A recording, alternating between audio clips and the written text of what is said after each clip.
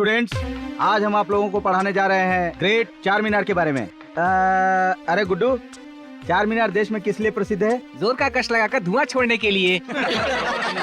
Birla cement के लिए प्रसिद्ध है। बैठ जा टकले। और कौन इसका जवाब दे सकता है? तुम बताओ बेटे। हम क्या बताएं? आप नहीं जानते हैं क्या इसके बारे में? तुम्हें नहीं मालूम कि एक लेक्चरर क्लासरूम में सवाल पूछ रहा है?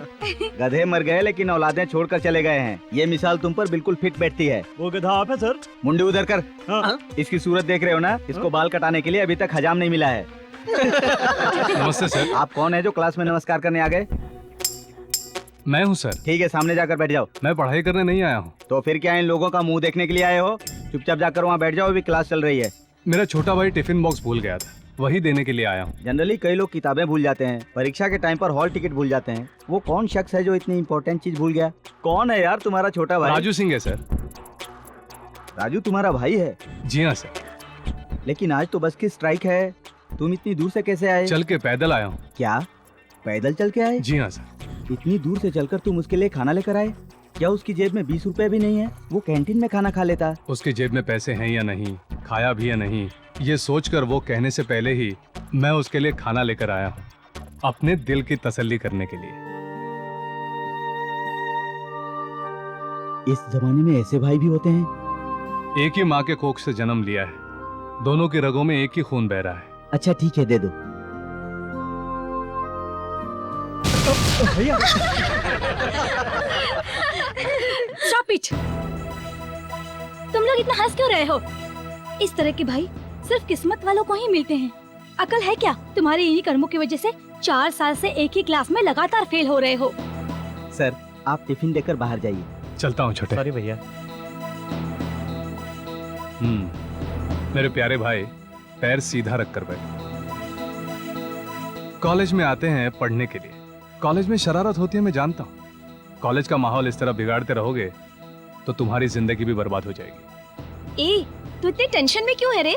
तुम्हारी लवर का भाई है ना, इसीलिए बुरा लगा? नो, इसकी जगह कोई और होता तो भी मेरी रिएक्शन यही होती। इस सूटकेस में 5 लाख रुपए हैं। इस साल माता को मुकुट और नौलखा हार भेंट चढ़ाकर उनकी पूजा करवानी है। वहां पर हमसे पहले अगर कोई आकर माता की पूजा करने की कोशिश करेगा, तीनों भाई क्यों न उन्हें खत्म कर देना। ले जाओ इसे।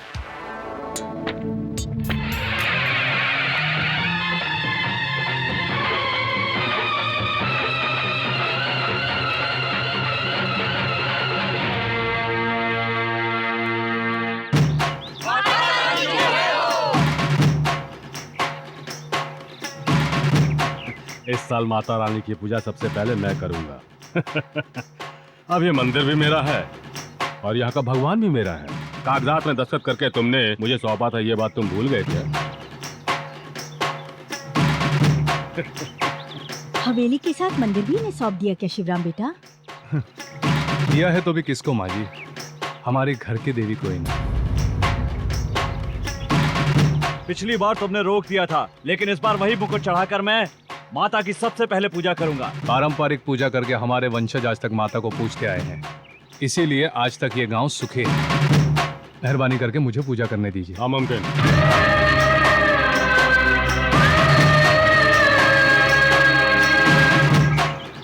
पंडित जी, इनके आज्ञा के मुताबिक पूजा कीजिए। हमें पूजा के समय और कोई यहाँ नहीं चाहिए। तुम्हारी भलाई इसी में है कि चुपचाप तुम लोग यहाँ से चले जाओ। रुक जाओ। मैंने धन दौलत तो आपके चरणों में रख दी, अपनी इज्जत नहीं गंवाना चाहता। हम लोग जा रहे हैं।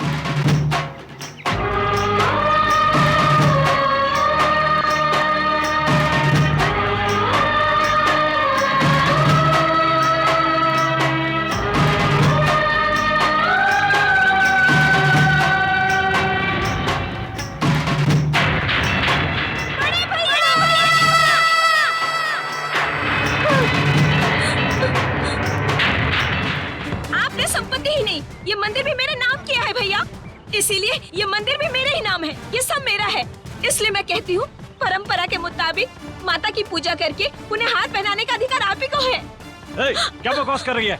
दामाद जी, वो हमसे बहुत प्यार करती है, इसलिए उसने ऐसा कह दिया। देखो बहन, एक अच्छे परिवार में जन्म लेना ही बड़ी बात नहीं है। उस घर के संस्कार को ससुराल में बरकरार रखना हर लड़की का धर्म है। आज तेरा भी वही धर्म है बहना। हमने हमारे धन दौलत या मंदिर खो दिया, इस बात का हमें कोई दुख नहीं है। हम बस यही चाहते हैं कि तुम हमेशा खुश रहो। हमें जाने दो बहना। मत जाइए भैया, रुक जाइए भैया। मेरे लिए आपने संपत्ति गवा दी, हवेली गवा दी, यहाँ तक कि अपना जीवन भी दांव पर लगा दिया। अब कुछ बचा है तो आपकी इज्जत भैया। मेरे जीते जी मैं उसे बर्बाद नहीं होने दूंगी। आज पूजा की सारी विधि करके माता को पहला तिलक मैं ही लगाऊंगी। स्वाति,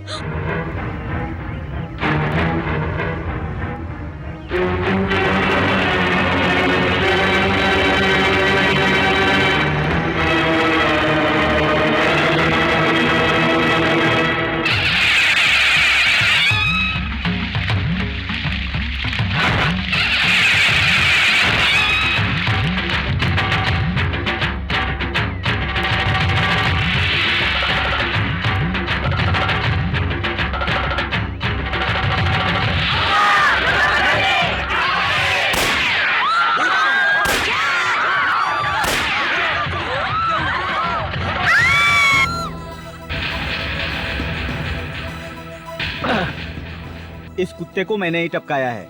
इसको सुपारी देकर तुम तीनों की जान लेने के लिए यहाँ बुलाया गया था। मुनीम होने के नाते जैसे सब हिसाब देखता हूँ, इसका भी हिसाब कर दिया। बेटा, तुम्हारे पिताजी ने कलम चलाना सिखाया, उन्होंने ही गन चलाना भी सिखाया। आज वही हुनर तुम्हारे काम आ गया। हमारे लिए आप? आज तुम्हारी समझ में आ गया ना मैं ये घोड़ा क्यों रखता था। देखा ना, आज वही काम आया। मैंने होश संभाला है तब से आपके पिताजी को फैसला करते देखा है। जीवन में पहली बार आज मुझे मौका मिला आपके खाए हुए नमक का हक अदा करने का। आपके पुरखों ने हमारे खानदान की हमेशा रक्षा की है, कभी भी हमें भूखे पेट नहीं सोने दिया, हमें भरपेट खाना दिया। इस जन्म में तो कर्ज नहीं चुका सकता। आज तुम्हारी रक्षा करके धन्य हो गया। तेरा नमक खाया है बेटा। श्रीकांत काका,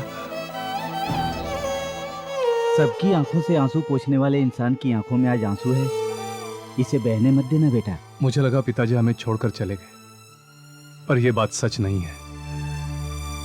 वो आपके रूप में आज भी जिंदा है। बस बेटा, इस वफादार मुनीम के लिए इतना ही काफी है। बेटा, आज तक इस गांव में कभी पुलिस आई हो ऐसा मैंने कभी नहीं सुना है। मेरे कारण इस गांव में पुलिस आए ऐसा कभी नहीं हो सकता। मैं ही उनके पास जाता हूँ। चलता हूँ बेटा।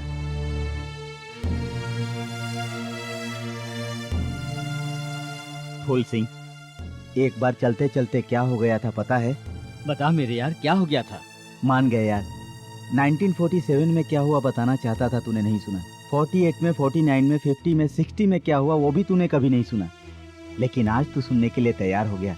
अच्छा लगा। इसके पहले मैं 2 बार जेल जा चुका हूँ। एक बार फिर जेल जाकर वहाँ के हालात देखने दो यार। ध्यान रखना बेटी स्वाति, कोई अगर गलत करे तो उसका भी भला कभी नहीं होता। तुम्हें मेरा आशीर्वाद है। तुम सदा सुखी रहो।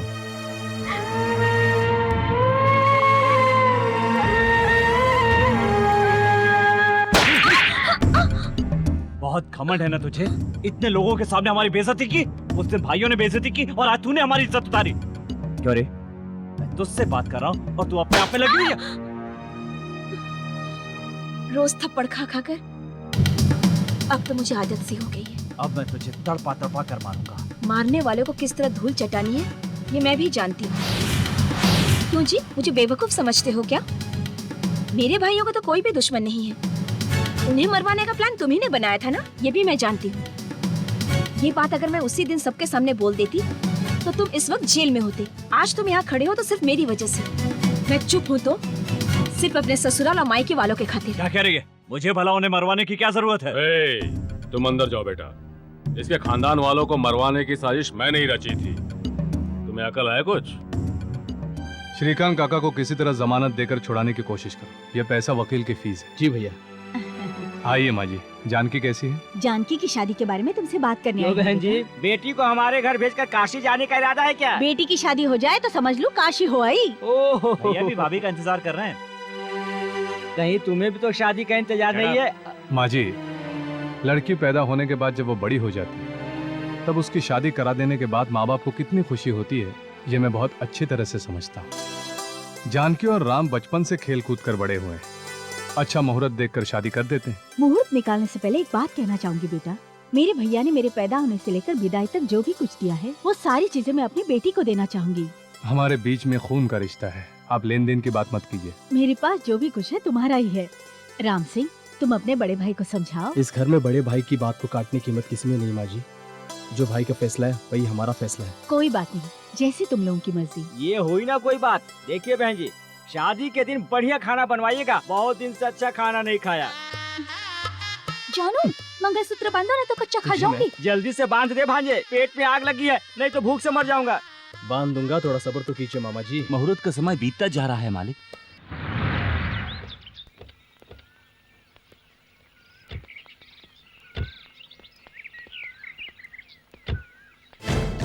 ये क्या है जी? तुम मुझे इस मंदिर में लेकर आए हो, लेकिन हर शुक्रवार तो मेरे गांव वाले मंदिर में जाते थे। वहाँ तेरे छोटे भाई की शादी हो रही है, अच्छी तरह जानता हूँ। वो तुम्हारा इंतजार कर रहे हैं, ये भी पता है। बगैर तेरे शादी नहीं होगी, ये भी पता है। वहाँ उन्हें शादी करने दो और तुम इस मंदिर में दर्शन कर लो। मैं जानता हूँ तुम्हारे गांव के माता की मंदिर की बहुत महिमा है, लेकिन इस मंदिर का चमत्कार भी कुछ कम नहीं है। चलो चलो। नमस्ते जी। नमस्ते, कैसे हैं? ठीक हूँ जी। आज मेरी भांजी की शादी है, हाँ। छोटे से आशीर्वाद के लिए रुकी है। हाँ। अब आप आ गए हैं तो सब ठीक हो जाएगा। हाँ। अब आप चलकर वर वधू को आशीर्वाद दीजिए। आइए आइए, मैं आपका बहुत आभारी हूँ। आइए आइए। हाँ। ए, वो अक्षत की थाली इधर लेके आ। हाँ लीजिए मालिक। हटो रे। आइए आइए।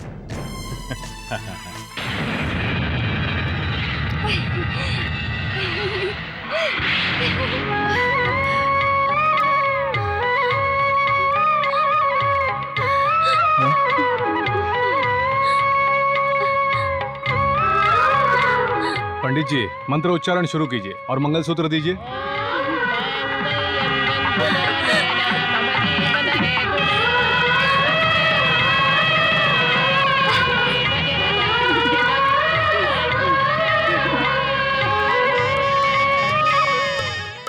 कौन सा महीना?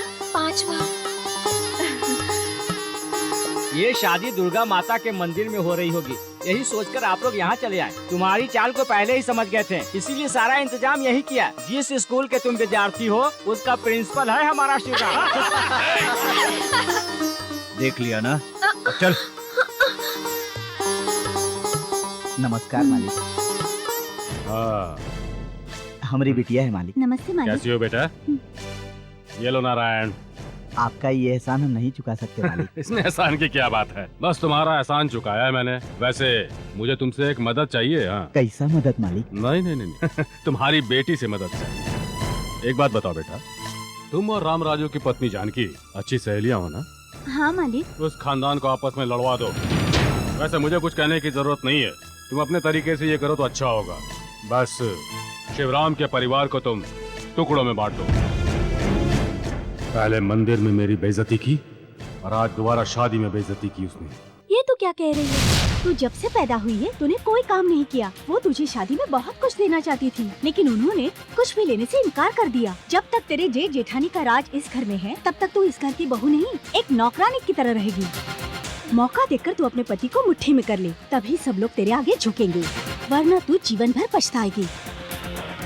मैं जो तुझसे कह रही हूँ हमेशा याद रखना, वरना तेरी जिंदगी बर्बाद हो जाएगी।